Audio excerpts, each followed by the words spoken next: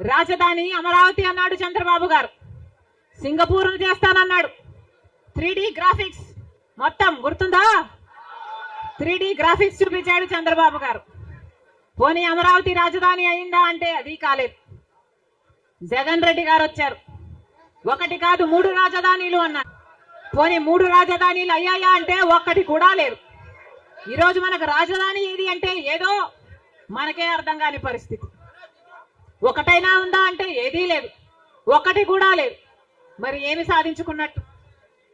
Polavaram project ఎప్పుడో 1941లో Polavaram project కట్టాలనుకుంటే సాధ్యపడలేదు. ఆఖరికి రాజశేఖర రెడ్డి గారు ముఖ్యమంత్రి అయిన 2004లో రాజశేఖర రెడ్డి గారు జలయజ్ఞంలో భాగంగా పోలవరం ప్రాజెక్టును స్థాపించడం జరిగింది. రాజశేఖర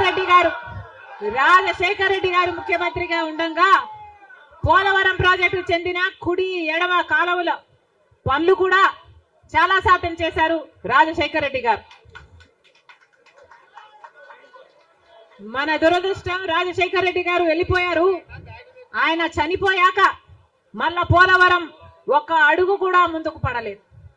చంద్రబాబు గారు పోలవరాన్ని తాకట్టు పెట్టారు బీజేపీ దోస్తీ కోసము. ఇటు జగన్ రెడ్డి గారు బీజేపీతో దోస్తీ కోసం పోలవరాన్ని తాకట్టు పెట్టారు.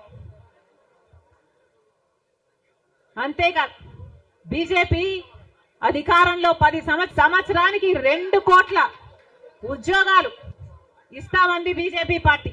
10 సంవత్సరాలలో ఎన్ని కోట్లు వచ్చుండాలి?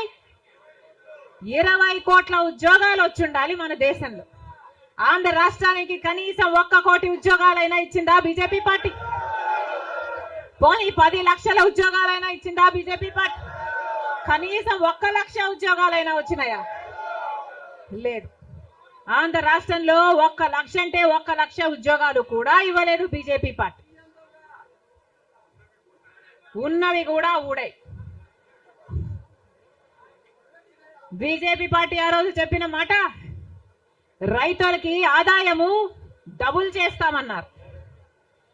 రైతుల ఆదాయం డబుల్ చేయడం ఏమో కానీ రైతులకున్న ఖర్చులు 10 ఇంతలు పెరిగాయి.